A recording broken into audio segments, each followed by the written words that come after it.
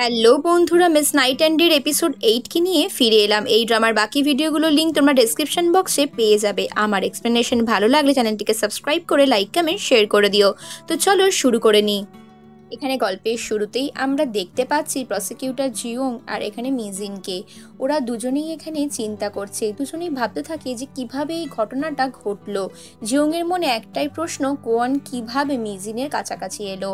এরপর আমরা এখানে দেখি মিজিনকে হসপিটালে ভর্তি হয়ে থাকতে দেখতে ওর ওপরে ওষুধের সাইড এফেক্ট হয়ে গেছে। এটা দেখার পর প্রসিকিউটর জিওং বলে, তুমি ওকে কিভাবে চিনলে? তখন কোয়ান বলে, আমি কাজের সূত্রে চিনি। এরপর ফ্ল্যাশব্যাকে দেখানো হয় সেদিন পার্টির দিন যে অ্যাংজাইটির ওষুধটা ছিল সেটা ভুলবশত মিজিন খেয়ে নিয়েছিল। কোয়ানের ওষুধ খাওয়ার জন্যই ওর হিমোগ্লোবিন কমতে থাকে আর শরীর এরকমভাবে অসুস্থ হয়ে যায়। এটা শোনার পর জিউং বলে যে তোমার সাথে ওর কি এক্স্যাক্টলি সম্পর্ক। কোয়ান বিশেষ কিছু ভেঙে বলতে পারে না। কোয়ান ওই বিষয়টার জন্য অবাক। এরপর ডাক্তারের মুখে সবটা শুনে ডাক্তারকে বলে ও কতদিনে সুস্থ হবে। ডাক্তার বলে চিন্তার কিছু নেই, শীঘ্রই ও উঠে যাবে। আর আমি আর বেশি কিছু ডিটেলসে বলতে পারছি না। এরপর কোয়ানকে ওর অ্যাসিস্ট্যান্টের সঙ্গে কথা বলতে দেখি। অ্যাসিস্ট্যান্ট বলে, তুমি এখনো ব্যাপারটা চেপে থাকতে চাইছো?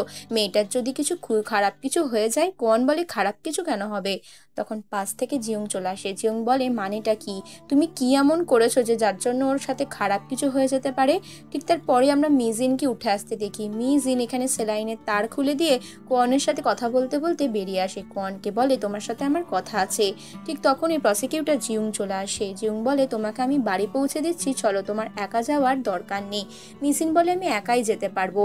তারপর কোয়ানকে দেখি। কোয়ান ওর সামনাসামনি এলে মিজিন ওর কাছ থেকে কিছু একটা জিজ্ঞেস করতে চায়, কিন্তু কোয়ান ওকে ইগনোর করার চেষ্টা করে। কিন্তু মিজিন সত্যিটা জানতে চায়। মিজিন বলে, আমি সবটা পরিষ্কার শুনেছিলাম। সেদিন তুমি বলেছিলে সূর্য ডুবে যাচ্ছে, তোমার হাতে বেশি সময় নেই। তুমি তার মানে সত্যিটা কি জানো? তুমি কোন সত্যিটা জানো? তুমি সত্যি করে আমাকে কিন্তু এবার সবটা খুলে বলো। তুমি কি জেনে গেছো যে আমার ভিতরের রহস্যটা? কোয়ান তখন বাধ্য হয়ে মিজিনকে সবটা খুলে বলে। আমি তোমাকে আগে থেকেই ফলো করতাম। একদিন আমি তোমাকে সাইকেলে যেতে যেতে হঠাৎ উধাও হয়ে যেতে দেখি। তারপর একদিন ইন্টারনেট ক্যাফেতে ঢুকতে দেখি। এভাবে আমি তোমার বাড়ির সামনে একদিন গোটা রাত কাটিয়েছিলাম। সেদিন সকালে যখন তুমি অফিস থেকে ফিরছিলে তখন ভোরের আলো ফোটার সঙ্গে সঙ্গে হঠাৎই দেখলাম ম্যাজিকের মতো তুমি একটা 20 বছরের মেয়ে থেকে কি করে একটা 50 বছরের বুড়ির মতো দেখতে হয়ে গেলে। সেই বিষয়টা আমাকে অবাক করে। তারপর থেকে আমি রহস্যটা জানতে পারি। তোমার এই চাবির রিংটা তুমি তোমার কাছেই রাখো। তোমার রহস্য আমি কাউকে বলবো না। আশা করব তুমিও আমার রহস্য কারোর কাছে উদ্ঘাটন করবে না। এই কথাটা শুনে মিজিন ভয়ে পালাতে থাকে। ওখানে ওর বেস্ট ফ্রেন্ড আসলে ওর বেস্ট ফ্রেন্ডের স্কুটিতে চেপেই ওখান থেকে চলে যায়। মিজিন বুঝতে পারে যে ওর সিক্রেট এখানে একজনের কাছে রিভিল হয়ে গেছে। তো ও এবার কি করবে, একটুখানি টেনশন হয়। তারপরেও খুঁড়িয়ে খুঁড়িয়ে হাঁটতে শুরু করে। ওর বান্ধবীর বাড়িতেই ছিল। ওর বান্ধবী বলে, তোর পায়ে কি হয়েছে? ও তখন বলে, কেন জানি না আমার খুব দুর্বল লাগছে, শরীরটাও অত্যন্ত খারাপ লাগছে, খুবই অসুস্থ বোধ করছি আমি। ওর বান্ধবী বলে, তোর সাথে কি হয়েছে? তখন ও সবটাই খুলে বলে। তখন বলে, আমি হয়তো বয়স্ক মানুষ হয়ে যাচ্ছি বলে আমার এই ধরনের প্রবলেমগুলো হচ্ছে। কে জানে আজকে খুব অদ্ভুতই লাগছে। ওর বান্ধবী ওকে জড়িয়ে ধরে বলে, তুই চিন্তা করিস না, সব ঠিক হয়ে যাবে। এদিকে ওর মা বাবাকে দেখি। ওর মা বাবা ওর জন্য শপিং করতে আসে আর সেখানে বলে যে আপনার মেয়ের এখানে টাকা পয়সা তো আসেনি, কিভাবে আপনি অনলাইনে পে করবেন? তখন ওর বাবা বলে, হয়তো ডিপোজিট এখনো হয়নি। ওর মা বলে, আমাদের মেয়েটা যা জেদি, ও হয়তো এখনো ডিপোজিট করতে ভুলেই গেছে। পরের দিন সকালে আমরা এখানে ইমসানকে দেখি। ইমসান এখানে তাড়াহুড়ো করে অফিসে ঢুকতে থাকে আর অফিসের সামনেই ওই মেয়েটিকে দেখতে থাকে, যে মেয়েটি বাবা হারিয়ে গেছে বলে পোস্টার নিয়ে কনস্ট্যান্টলি দাঁড়িয়ে থাকে। মিজিনের পর অন্যমনস্ক হয়ে যায়। এদিকে মিজিনের সাথে প্রসিকিউটর জিয়ং কথা বলতে চায়। প্রসিকিউটর জিয়ং খেয়াল করে যে ও একটু আজকেই অন্যমনস্ক। তাছাড়াও ও তখন এই কথাটা ভাবতে থাকে, নিজের পার্সোনাল কথা ভাবতে ভাবতে বলে যে তুমি একটা কথা বলো তো, সেদিনের ঘটনাটা কি এক্স্যাক্টলি হয়েছিল? অ্যাকচুয়ালি এরা এখানে ডিরেক্টর চেওলগিউকে সন্দেহ করছিল। তখন এখানে ইমসান বলে, আমি ওই ডিরেক্টরকে জানি, উনি যে হসপিটালে চাকরি করতো। তারপরও নিচে নেমে আসে। মনে মনে ভাবে বয়স্ক হওয়ার সুবিধা অসুবিধা দুটোই আছে। ঠিক তখনই কোয়ান ওকে দেখে কফি নিয়ে ছুটতে ছুটতে আসে আর কোয়ানকেও ইগনোর করার জন্য ছুটে পালাতে থাকে। এরপর কোয়ান পিছন পিছন আস্তে আস্তে সিঁড়ির একটা কোনায় গিয়ে ওকে চেপে ধরে বলে, আমার থেকে কত দূর পালাবে, আমি তোমাকে হেল্পই করতে চাইছি, আমাকে দেখে পালানোর কি আছে? আমি তো তোমাকে প্রথমত বলেই দিয়েছি যে সেদিন যে ঘটনাটা হয়েছিল সেটার জন্য আমি দায়ী। আর একটা জিনিস, তোমাকে এখানে তোমার ডিরেক্টর যে 1 মিলিয়ন ওনের টিকিটটা দিয়েছিল ওটা তুমি দাও, আমি তোমাকে অনেক অনেক টাকা দেবো। এবার টাকার লোভে সেদিন লটারিতে যেটা ওই টোকেনের নাম্বারটাও দিয়ে দেয়। ডিরেক্টরকে এসে জিজ্ঞেস করে যে এই টোকেনের নাম্বারটা আপনি প্রমিস করেছিলেন দেবেন। তখন ডিরেক্টর আর ডিরেক্টরের অ্যাসিস্ট্যান্ট দুজনেই স্বীকার করে নেয় যে ওটা অ্যাকচুয়ালি ফেক ছিল, ঠিকঠাক নয়। তো তারপরে এখানে কন বলে আমি আপনার জন্য অনেক কিছু করতে পারি, আমি এখানে অ্যাকচুয়ালি অ্যাসিস্ট্যান্ট সেক্রেটারি হিসেবে কাজ করতে পারি। এবার এখানকার ডিরেক্টর রাজি হয় না, ডিরেক্টরকে এবার কোন ব্ল্যাকমেল করতে থাকে, বলে এই কাজটা করার জন্য আমি যা চাই তাই করতে পারি। তারপরের সিনে আমরা জিয়ংয়ের সেক্রেটারিকে দেখি, উনি একটা দোকানে গিয়ে কাজ করছিলেন আর সেখানে একটা ক্যাম্পেইন বসেছে যেখানে আমরা ডিরেক্টর চিয়লগেওকে দেখতে পাই। চিয়লগেও ওখানে মানুষের চিকিৎসা করতো, দূর থেকে সেক্রেটারি চিয়লগেওকে ফলো করতে থাকে। তারপর ওরা গাড়ির নাম্বারগুলো খোঁজে, এবার ওরা কিছু খবর নিতে থাকে, খোঁজ খবর নিয়ে জানতে পারে যে চিয়লগের ওয়াইফ মারা গেছে। আর এক সময় উনি অনেক মানুষকে হেল্প করতেন, তবে উনি খুব একটা ভালো মানুষও নন। তখন আমরা চিয়লগেওকে সাসপিসিয়াস ভাবে ফোন করতে দেখি, ওনার হাতের আংটি আর ওনার হাতটা দেখানো হয় জেলের ওই কর্মচারীর সাথে উনি ফোন করছিলেন, যেখানে ওই আসামিকে খুন করে দেওয়া হয় আর বলা হয় নিজের ঝামেলা নিজেই মেটাও। চিয়লগেওকে এখানে একটু সন্দেহভাজনভাবে দেখানো হয়। এদিকে ইমসান খেয়াল করে ওই মেয়েটা অজ্ঞান হয়ে যাচ্ছে, মেয়েটাকে ধরেও ভিতরে টেনে নিয়ে আসে, মেয়েটাকে জিজ্ঞেস করে যে কি হয়েছে, তুমি জল খাও, এভাবে তো তুমি মারা পড়বে। তখন মেয়েটা বলে আমার বাবাও কিছুদিন আগে এখানেই কাজ করতো, কিন্তু হঠাৎ করে আমার বাবা এখান থেকে উধাও হয়ে গেছে, কি করে হলো কিভাবে হলো জানি না।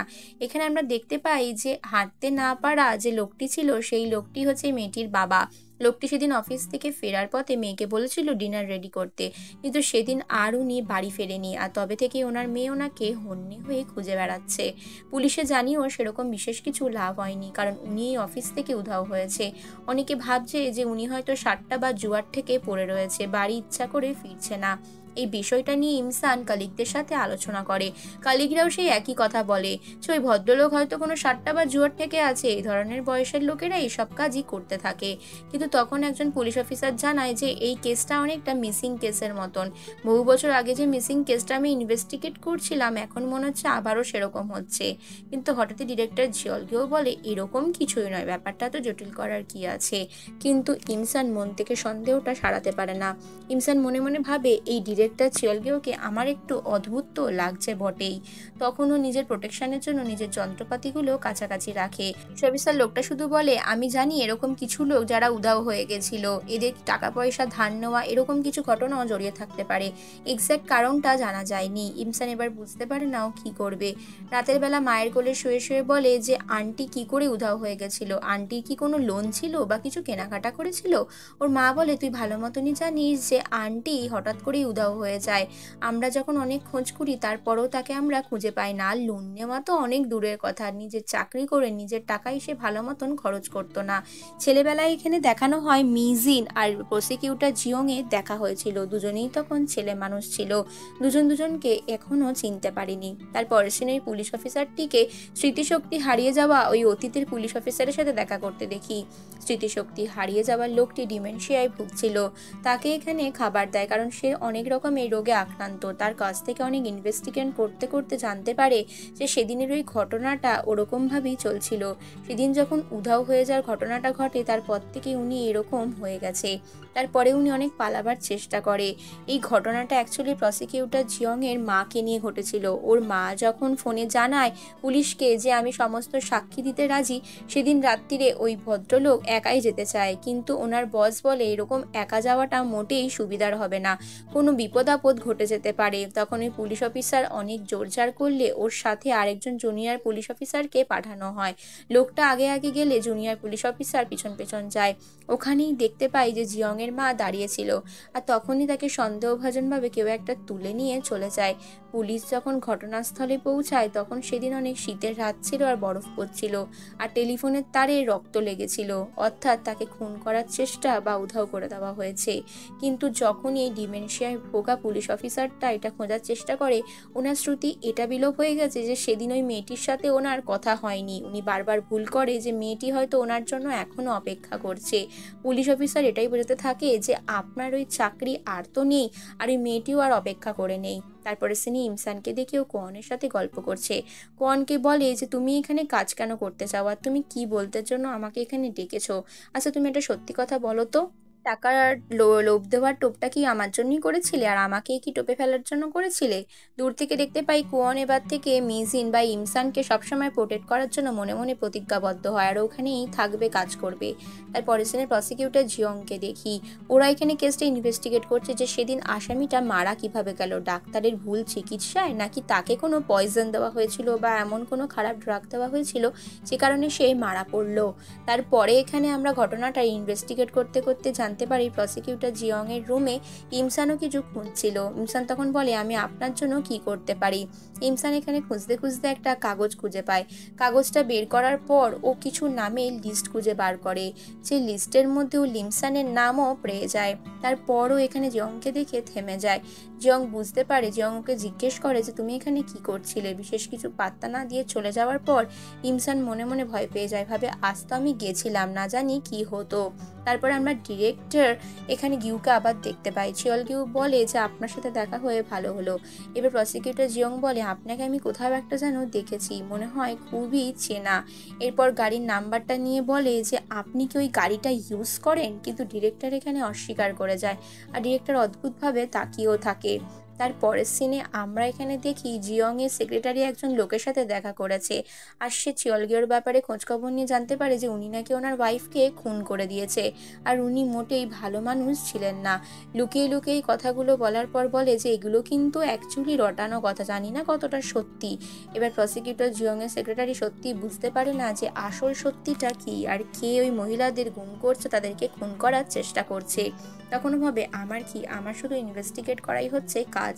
এরপরে ওরা একটা হোটেলের পাশ থেকে যায়, যেখান থেকে বয়স্ক একজন মহিলাকে সরে যেতে দেখে। এই হোটেলটার নাম ছিল ডগেভিল, আর সেখানে আসার পরও থমকে যায়। জায়গাটা একটু সাসপিসিয়াস ছিল। ওখানে প্রসিকিউটর জিয়ংও চলে আসে। জিয়ংকে জিজ্ঞেস করে তুমি কি এখানে থাকো, তুমি এখানে কি জন্য এসেছো? এবার ও ওই অ্যাপার্টমেন্টেই থাকতো। এখানে আসার পর ওর সেক্রেটারিও চলে আসে। দুজনে এখানে আলোচনা করতে থাকে ডকুমেন্ট নিয়ে আলোচনা করার পর বলে আমি আপনার জন্য কিছু গিফট কিনতে চেয়েছিলাম, এবার এটা বুঝতে পারছি না কি আনা উচিত হবে, প্রথমবার তো আপনার বাড়ি এলাম। এরপর জিয়ং বলে বাড়াবাড়ি করতে হবে না, অনেক রাত হয়েছে, নিজের বাড়ি যান, আর কাল সকালে ডিউটিতে আসবেন ঠিক সময় মতন। এরপর নিজের সেক্রেটারিকে বের করে দেয়। তার পরের সিনে আমরা এখানে দেখতে পাই ইমসান প্রচুর এখানে শপিং করেছে। ও এখানে মিজিন গ্রুপ নিয়ে জিয়ং এর সাথে দেখা করতে যাবে। এখানে হঠাৎই সেক্রেটারি দেখতে পায় যে এখানে আমি চেনা কাউকে দেখলাম মনে হলো, কিন্তু বুঝতে পারে না ওটা মিজিন ছিল। মিজিন তাড়াতাড়ি করে শপিং করে এখানে জিয়ং এর বাড়ির উদ্দেশ্যে রওনা হয়। ওকে এখানে সত্যিটা জানতেই হবে। ও এখানে জিয়ং এর বাড়িতে যায় সেদিনকার ওই ঘটনাটায় ওর আন্টি মিসিং হয়েছিল, তার সাথে এখানে জিয়ং এর কোনো লিঙ্ক আপ আছে কিনা, অর্থাৎ জিয়ং যে ইনভেস্টিগেট করছে তার সাথে কোনো লিঙ্ক আপ আছে কিনা। এরপর নিজেকে ভালো মতন সেজে গুজে নিয়ে রেডি হয়ে ও এখানে কলিং বেল বাজায়। প্রসিকিউটর জিয়ং যখন দরজা খোলে তখন ও ভেতরে ঢুকে বলে ভেতরে কি কেউ আছে? আপনি যদি খারাপ না ভাবেন তাহলে আজকে আমরা রাত্রিরে কিছু খাবার দাবার খেয়ে একটু ছোট মতন পার্টি করতে পারি। এটাতে একটু জিয়ং অবাকই হয়ে যায়। তারপর বলে আমি কিছু ড্রিঙ্কও এনেছি, চলুন ভেতরে গিয়ে বসা যাক। জিয়ং অবাক হয়ে যায় যে আজকে হঠাৎ করে এই খাতিরদারির মানেটা কি। তখন ওর বান্ধবীকে ফোন করে বলে তুই খেয়ে নিছিস তো? তখন ওর বান্ধবী বলে না, আমার খুব খিদে পেয়েছে, তুই চলে আয়। ওর বান্ধবীকে বলে তুই শুয়ে পড়, আজকে আমি রাত্রিরে বাড়ি আসবো না। ওর বান্ধবী তখন টুকটাক খেয়ে শুয়ে পড়ে, আর ও এখানে জিয়ংয়ের সাথে টাইম স্পেন্ড করে। ওর অ্যাকচুয়াল উদ্দেশ্য হচ্ছে ফাইলের ওই লিস্টের কাগজটা দেখা, যেটা জিয়ংয়ের কাছে ছিল। ওই লিস্টের নামগুলো দেখার জন্যই ও এত নাটক করতে থাকে। এরপর ওরা দুজনে বলে আজকে সারা রাত ধরে চলুন একসাথে ড্রিঙ্ক করতে থাকি। কিন্তু জিয়ং বলে কি বলছেনটা কি, কালকে সকালেই তো আমাদের ডিউটি রয়েছে, তো সারা রাত ধরে কিভাবে চলতে পারে। তখনও মনে মনে বারবার করে ফাইলটাকে দেখতে থাকে। দুজনে একসাথে খাবারও খেতে থাকে আর ড্রিঙ্কও করতে থাকে। এখানে মিজিন ভাবে যে কোনোভাবে জিয়ংকে নেশা করিয়ে দিলে তারপরে ওই কাগজগুলো নির্দ্বিধায় ঘাঁটতে পারবে, কিন্তু এরকমটা কিছুই হয় না। ও শুধু ও কথায় ওকে ভোলাবার চেষ্টা করে। তখনই ওকে জিয়ং জিজ্ঞেস করে যে তুমি কি করতে চাইছো, তুমি এটা ঠিক করে বলো তো। তখনও বলে জানি না, আমি খুব একটা তো ভালো ড্রিঙ্ক করি না, তাই জন্য একটু নার্ভাস হয়ে যাচ্ছি, আর তুমি তোমার কাজ করো। তখন বলে আমি ড্রিঙ্ক করতে চাইছি না, আর তুমি তাড়াতাড়ি বাড়ি যাও, এত রাত অবধি বাইরেই বা থাকবে কেন, কতই বা ড্রিঙ্ক করবে। তখন মিজিন বলে, আরে 4-5 বোতল এনেছি, একসাথে খেলে না তবু মজা হবে। তার পরের সিনে এখানে দেখা যায় যে ও এখানে আগে থেকেই ওষুধ খেয়ে প্রিপেয়ার হয়ে এসেছিল, যাতে ও কোনোভাবে হ্যাংওভার না হয়ে যায়। তা সত্ত্বেও ওর মাথাটা একটু একটু ঝিনঝিন হতে থাকে। তখন এখানে দুজনেই ড্রিঙ্ক করে গল্প করতে থাকে। আর এখানে আমরা দেখি যে মিজিনের মা তো জিয়ংকে অলরেডি জামাই ভেবেই ফেলেছে। দুজনেরই এই কথাগুলো ভাবতে ভাবতে লজ্জা লেগে যায়। তখন মিজিন এখানে ওর মায়ের হয়ে ক্ষমা চায়। আর জিয়ং বলে, ওরকমভাবে বলো না, একটু সত্যি কথা বলতে গেলে ওরকমভাবে সাজিয়ে গুছিয়ে আমাকে অনেকদিনই কেউ খেতে দেয়নি, আর আমি তো একাই ছিলাম। হয়তো একা থাকাই ভালো, পেরেন্টস থাকলে সত্যি হয়তো জীবনে অনেক কিছু পাওয়া যায়। আমি সেই আফসোসটা জীবনে মাঝে মাঝে করি। তখন এখানে দেখতে পাই মিজিনের মা খালি টিফিন বক্সগুলো দেখে ভাবে যে জিয়ং খুব আনন্দের সাথেই ওদের দেওয়া খাবারগুলো খেয়েছে আর জামা কাপড়গুলো ফেরত পাঠিয়ে দিয়েছে। এটা নিয়েই মেইজিনের মা বাবা আলোচনা করতে থাকে যে ছেলেটা কিন্তু ভালো, আরও কি কি জিনিসপত্র দিয়েছে, আসলে হ্যান্ড ক্রিম পাঠিয়ে দিয়েছিল। ক্রিমগুলো নিয়ে ওরা দুজনেই মাখতে থাকে। এরপর দুজনেই গল্প বলতে বলতে হঠাৎই অদ্ভুত রকমভাবে ক্লোজ হয়ে যায়। মেইজিনেরও নেশা হবে না করে অনেকটাই নেশা হয়ে যায়। দুজনেই এখানে আজে বাজে বকতে থাকে। হঠাৎ করে মেইজিনের হাত থেকে প্লেট পড়ে যায়, আর প্লেটের কাঁচ ওর হাতে লেগে ওর হাতও কেটে যায়। তখন জিয়ং যায় ওষুধ আনতে। জিয়ং ওষুধ নিয়ে ফিরে এলে মেইজিনের হাতে মলম লাগাবার জন্য এগিয়ে আসে। মিজিন তখন কিছুই বুঝতে পারে না। মিজিন বলে, তোমার হাতে ব্যথা করবে। মিজিন তখন লিস্টটা তাড়াতাড়ি করে দেখার চেষ্টা করে। জিয়ং সামনে চলে এলেও অ্যাক্টিং করে যে ওর হাতে লেগেছে। তাও লিস্টগুলোর নামগুলো তাড়াতাড়ি করে পড়বার চেষ্টা করে, তারপর কোনো রকমে ব্যাগের ভেতর ঢুকিয়ে দেয়। জিয়ং এলে ওর হাতের মধ্যে ওষুধ লাগিয়ে দেয়। আর এর ফলে দুজনে অনেকটাই ক্লোজে চলে আসে। দুজন দুজনের দিকে হাঁ করে অদ্ভুতভাবে দেখছিল। মিজিনের প্রতি এই যত্ন মিজিনকে ওর প্রতি আরও আকৃষ্ট করে তুলছিল। জিয়ংয়ের পর ওর দিকে হাঁ করে তাকিয়ে থাকে, আর দুজনেই হাঁ করে তাকাতে তাকাতে হঠাৎই একটা অদ্ভুত ঘটনা ঘটে। সেটা হচ্ছে মিজিন ওকে হঠাৎই কিস করে নেয়। আর এখানে এই পর্ব শেষ হয়।